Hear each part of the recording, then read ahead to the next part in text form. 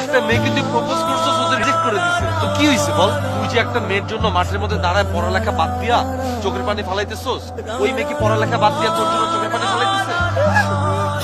কত গিফট দিছে রে ভাই, ইতি গিফট দিছে কিন্তু আরে রিজেক্ট করে দিছে।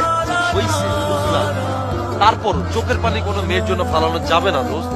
চোখের পানি ফালাইতে হবে নিজের বাপ মায়ের জন্য, নিজের ভাই বোনের জন্য, নিজের বন্ধু বান্ধবের জন্য, তাই না? তুই একটা মেয়েকে প্রপোজ করছিস, ওই মেয়ে তোকে রিজেক্ট করবে, আবার প্রপোজ করবি, আবার রিজেক্ট করবে, আবার রিজেক্ট করবে। এরকম করতে করতে তুই প্রপোজ করতেই থাকবি, আর ওর তোকে রিজেক্ট করতেই থাকবে।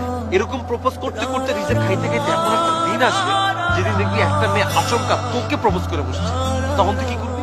ইতিরে বুকে জড়ায় ধরবো। ও, তখন তুই ওকে রিজেক্ট করবি, বুঝছস?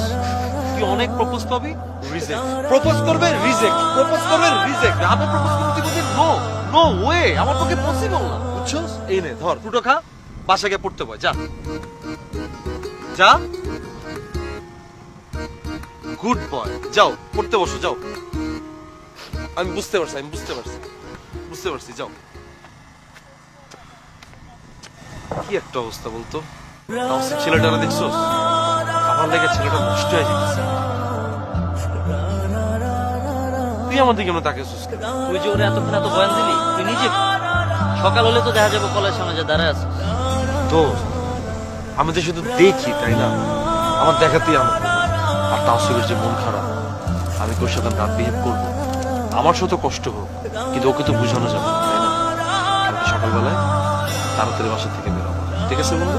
কালকে তো টিফিন খরচ আমার। যা দেখাইলি কি